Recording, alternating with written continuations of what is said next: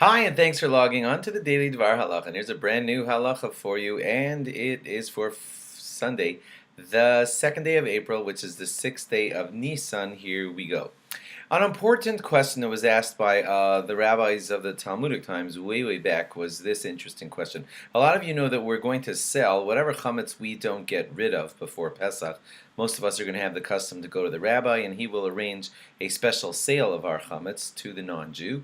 The non-Jew will own our chametz throughout Pesach, and then we'll buy it back from him after Pesach. So the Talmudic question was asked, one simple thing. Why don't we just nullify our chametz? In other words, get all your chametz into one closet in the house and say, make an announcement. This chametz right here is nullified. I don't own it. It's up for grabs.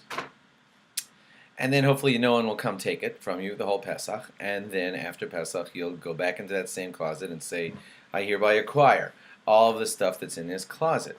And that way you don't have to go through the whole spiel with the sale. Just give it away, say it's up for grabs, hopefully no one comes and gets it, and then you just take it back for yourself at the end of Pesach, so you didn't own it. You didn't see it, it was locked away in the closet, same way as you're doing with the non-Jew. Well, the answer was kind of simple. The rabbi said, if you really want to not own the chametz, you would have to sincerely mean it, that you're really giving it away. And to just announce, I'm giving it away, and then have somebody walk down your steps of your house and say, I'm coming into your basement to get the chametz, you'd say, you'd call the police, like, who's this guy who just came into my house? And he'd say, well, I heard you nullified your chametz. And you're like, I was just joking. I mean, I meant it, but I was, it would be hard to mean it. And then, people would sort of say it insincerely. You're probably thinking, if you're listening well, you're wondering, so maybe people are insincere when they sell their chametz to the non-Jew also. But the difference is clear. When you sell it to the non-Jew, you've made a contractual agreement, so it's binding.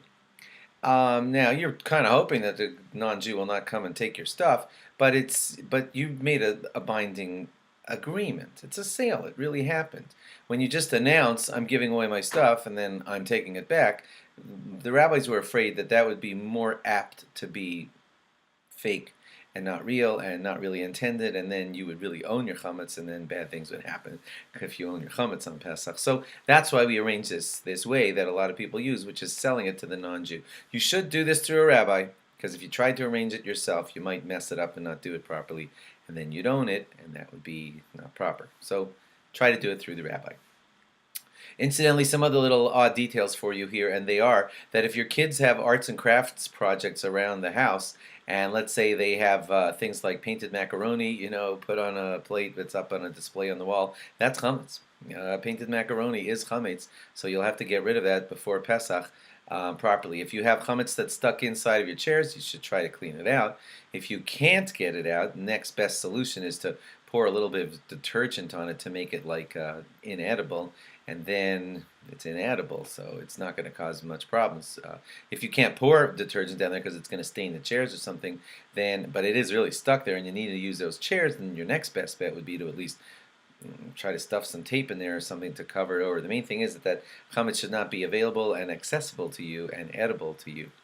You do only have to go after crumbs, mind you, so because crumbs are the kinds of things that have ownership and you might eat them, but microscopic things that could barely be seen, I mean, you can vacuum over the carpet, but that's it. You don't have to go picking through the carpet afterwards to check. That won't be necessary. If you have clean dishes that are chametz dishes, they're cleaned, you wash them, that's fine. Now you just put them away with your chametz, and that will be good enough. Thanks for logging on, and log on again tomorrow for more. Bye.